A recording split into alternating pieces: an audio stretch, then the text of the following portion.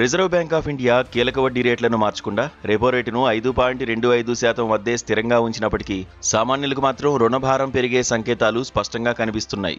RBI నిర్ణయం ఊరటనిస్తుందని భావిస్తున్న తరుణంలో బ్యాంకింగ్ వ్యవస్థలో ఏర్పడిన తీవ్రమైన నగదు లభ్యత కొరత ఇప్పుడు కలవరపెడుతోంది. మార్చి చివరి నాటికి బ్యాంకింగ్ వ్యవస్థలో ఏకంగా 65,900 కోట్ల నగదు లోటు ఏర్పడమే కాకుండా బ్యాంకుల రుణ డిపాజిట్ నిష్పత్తి రికార్డు స్థాయిలో 83% చేరుకుంది.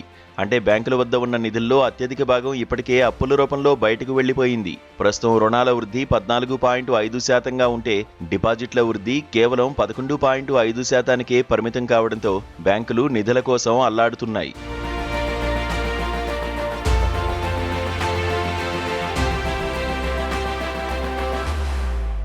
బ్యాంకుల్లో డిపాజిట్లు తగ్గడానికి ప్రధాన కారణం ప్రజల పెట్టుబడి ధోరణి మారడమే.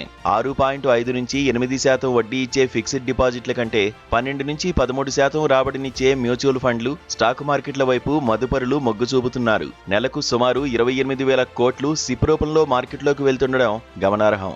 దీనికి తోడు senior citizen savings scheme, Sukanya Samriddhi వంటి ప్రభుత్వ పథకాలు 8.2% వరకు వడ్డీని అందిస్తుండటంతో బ్యాంకులకు గట్టి పోటీ ఎదురవుతోంది. ఈ క్రమంలో కొత్త నిధులను ఆకర్షించేందుకు బ్యాంకులు తప్పనిసరిగా డిపాజిట్ రేట్లను పెంచాల్సిన పరిస్థితి ఏర్పడింది. ఇది కాస్త డిపాజిట్ వార్కు దారితీస్తోంది. బ్యాంకులు తమ ఎఫ్డీ రేట్లను 25 నుంచి 50 బేసిస్ పాయింట్లు పెంచే అవకాశం ఉండడంతో ఆ వ్యయాన్ని భర్తీ చేయడానికి రుణాలపై ఎంసీఎల్ఆర్ రేట్లను పెంచక తప్పదు.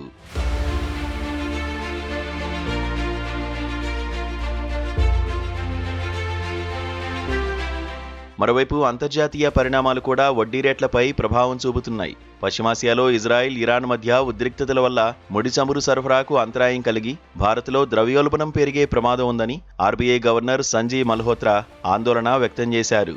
ఆహార, ఇంధన ధరలు పెరిగితే వడ్డీ రేట్ల కోత కనుచూపు మేరలో ఉండకపోగా పరిస్థితులు విషమిస్తే ఆర్బీఐ రేట్ల పెంపును కూడా పరిశీలించవచ్చు.